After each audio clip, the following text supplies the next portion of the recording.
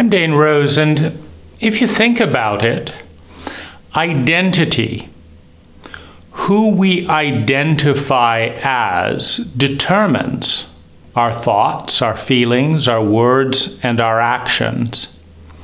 And our thoughts, feelings, words, and actions not only determine our reality in the present, but propel us forward in a direction determining our reality in the future. One could say then that our identity, our pattern of thinking, feeling, speaking, and doing, our repetitive pattern, is the single biggest determiner in the quality of our lives today and in the future.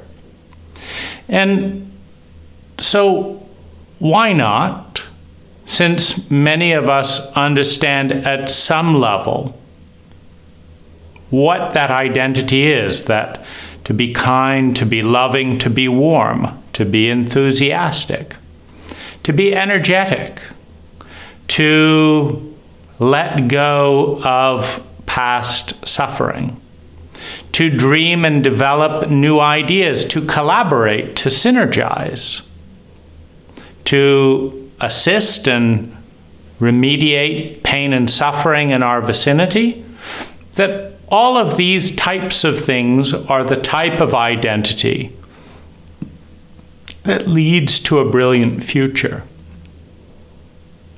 So let's explore some of the faces of identity. The shadow, the unacknowledged, unwelcome side in every environment, creates a tell in the face of identities within that environment. The side of the self that cannot be spoken or welcome. In other words, there is an inextricable connection between the environment around an individual and the probability field of identities expressed in statistics that emerge in that environment. Thus, if we study the shadow side of the individual, we understand and see the shadow side in the environment, in the culture. Identities grow and heal in the face of complexity, love, and honor, while they deteriorate in the face of shame, dissociation, and trauma. Fragility. All identities are fragile depending on at least one environment in the outside world in which to grow. Control. The need to control our environment, including other people, stems from the desire for personal control of our identity, which depends on the stability on those around us and our environment.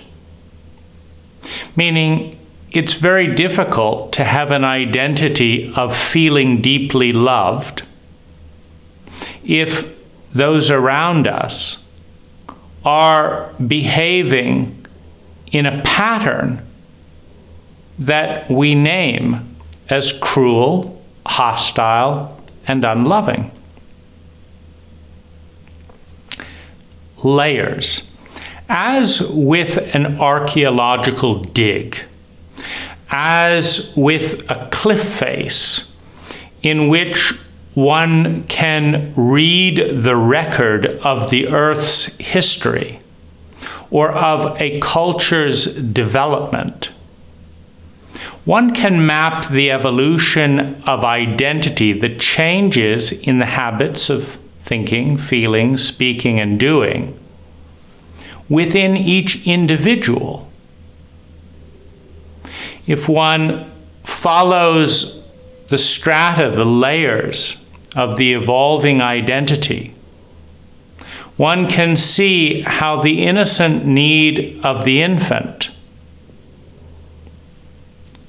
adapted again, adapted again, adapted again, trying different protocols of thinking, feeling, speaking, and doing, based on what succeeded most elegantly at meeting the psyche's need at that time. To the degree that we define ourself as our identity is to the degree that we will feel unsafe and insecure, since change in our environment is part of life, and with each change in our environment, our identity is compelled to make a corresponding shift or risk the madness of disconnection. When we primarily identify with a current pattern of thinking, feeling, speaking, and doing, then a sudden shift around us can radically disrupt and alter that pattern. A forest fire rushing through a valley interrupts the leisurely drinking of tea or eating dinner, and a new frenetic pattern of energy, thus helping to remind us of just how fickle the environment, just how unstable our identity. And with that reminder, with that trauma, the deepening of insecurity. Whereas when we identify with the psyche, the soul, the self, the garden, the possibility field out of which each identity springs, like a lily in response to a new dawn. When we are the gardener, when we are the space out of which patterns form, we feel a deep sense of stability. All identities seek balance. A child in a repetitive pattern of thinking, feeling, speaking, and allowing that is bullied will react and seek to push back the energy of the bully, or if unsuccessful in an unconscious step, will seek to pass on the domineering or bullying pattern given to them to another, more vulnerable and smaller than themselves. Someone who feels terribly small will seek to balance that feeling by feeling big,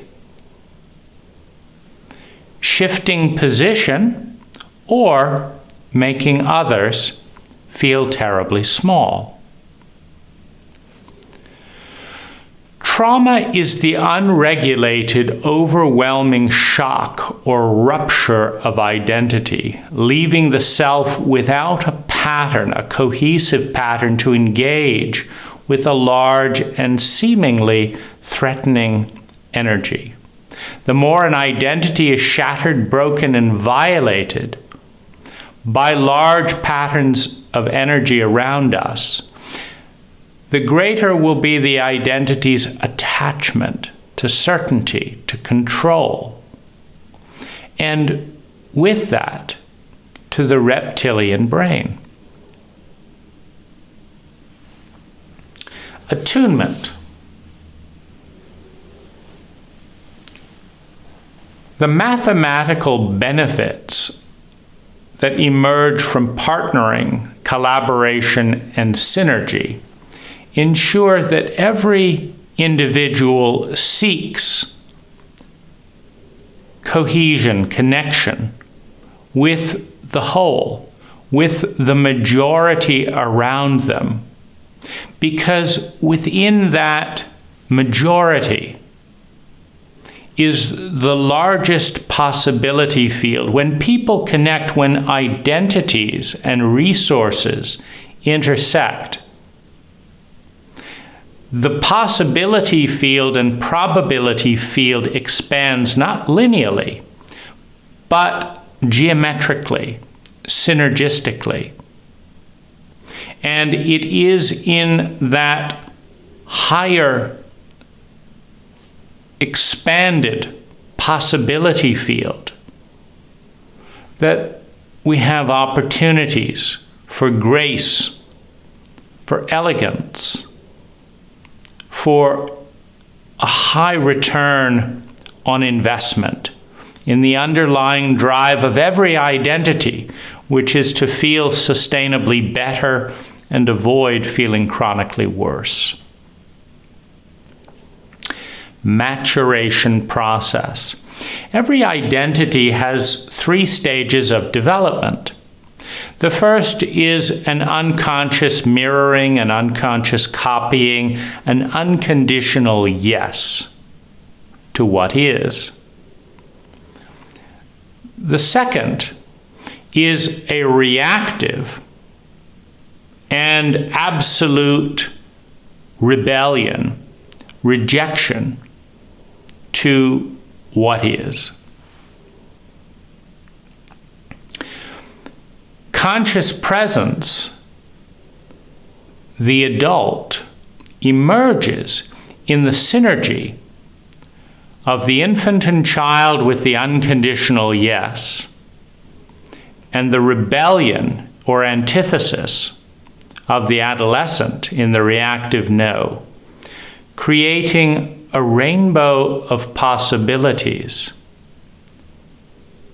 a grayscale of infinite distinctions and combinations that is the synergy between the unconscious yes and the unconscious no is the conscious choice. All identities connect with a new person, a new situation, a new life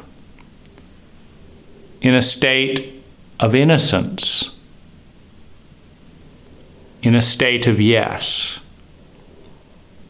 In order to reach the next state of development, that moves to the antithesis, a state of rebellion, the antithesis, the reactive no. And in order to become a conscious adult, a unique and sustainable new synergy of energy, we must transcend not only the absolute yes, but the absolute no, and work and play with the grayscale that is in between. Attachment. The greater the pain that we have suffered, the greater our attachment to avoiding pain and holding on to alternative identities, including people and locations, which support the identities that facilitate this. In other words, the more trauma that we experience that is unresolved, the more we cling to the identities that are outside the trauma or that promise escape from the trauma in order to avoid the suffering, the shock, the helplessness that lie within the traumatized identity. Gravity. An identity has a gravitational pull of momentum This momentum is made up of duration, need for certainty, and emotional intensity. The identity that will feel the strongest within us is the identity that has the most intense feelings, be those fear, anger, need, desire, joy, hope, that has the most intense feelings, the most repetitively, for the longest period of time. Fractal patterns. The community and culture in which we reside represents, in thousands of unique reflections of that culture in individuals, our probability field, just as we represent part of that probability field of the culture in which we were born. Grief.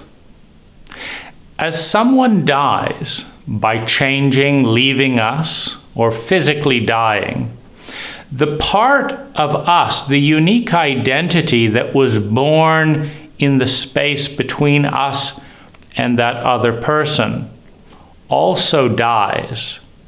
As we die, as the identity that was unique to that relationship dies, to the degree that we fear the unknown and are attached to that identity, we will go through the stages of grief as an old identity gives rise to something new. Dimensions. An identity has a physical, emotional, and mental face, as well as a metaphorical dimension in the words that we use to symbolize our thoughts, our feelings, and action in language. Evolution. All identities are on a journey, passing through time, location, and technology towards conscious fun with mastery.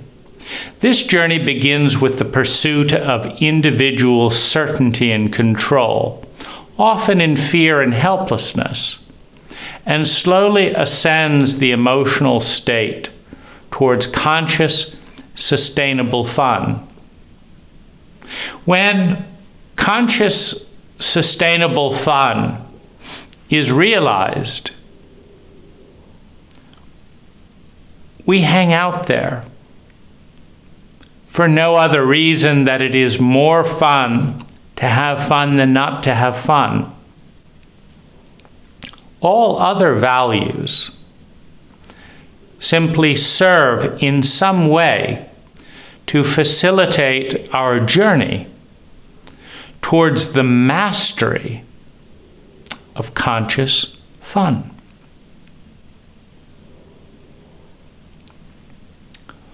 Diversity.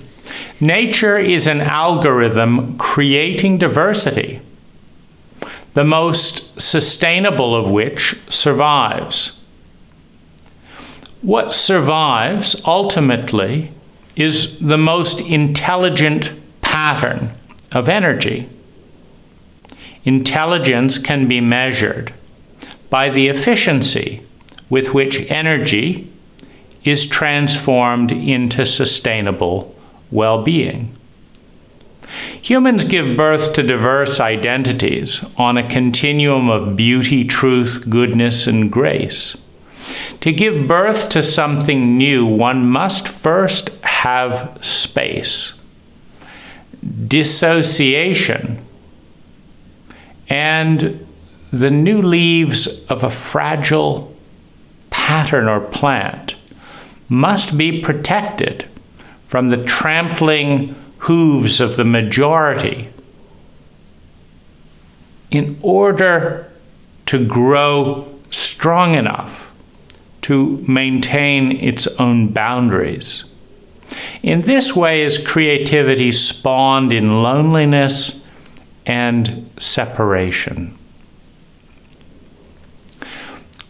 Hierarchy of needs.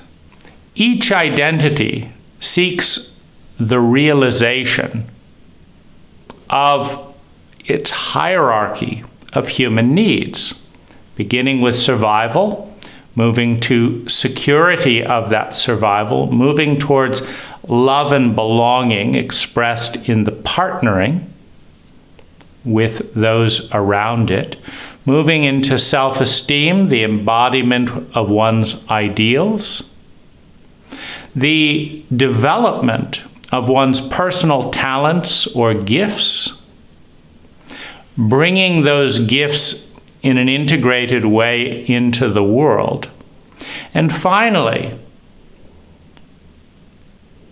through the transcendence of abundance, reaching beyond the limited self to identify with something bigger than ourselves, becoming a part of something more beautiful, more good, more complex, that is bigger than the individual identity. Each identity exists in a garden, like an orchid that withers in frost and dissolves. We seek a warm, moist place in which who we most yearn to be is supported with respect, attuned to with honor, blessed with reverence, and known with intimacy, becoming part of something bigger than ourselves, with beauty and grace. We yearn to be part of a garden of relationships, far more beautiful, true, and excellent than the garden that can exist with one flower alone. We yearn to come home to God, Goddess, all that is, and experience the harmonics of being one with and distinct from at the same time, in a conscious co-creation with the possibility field of which we are a part. Beyond the identity, there is the self, the boundless ocean out of which an infinite variety of identities emerge. When we identify with the self, we are eternal, transcending the fear of identity death, change, and trauma in the vast adventure that is life. To transcend identity is to master the reptilian brain with love, such that it releases us into the empathic and transcendent brain of interbeing, of being one with the totality, the goddess of which we are a part.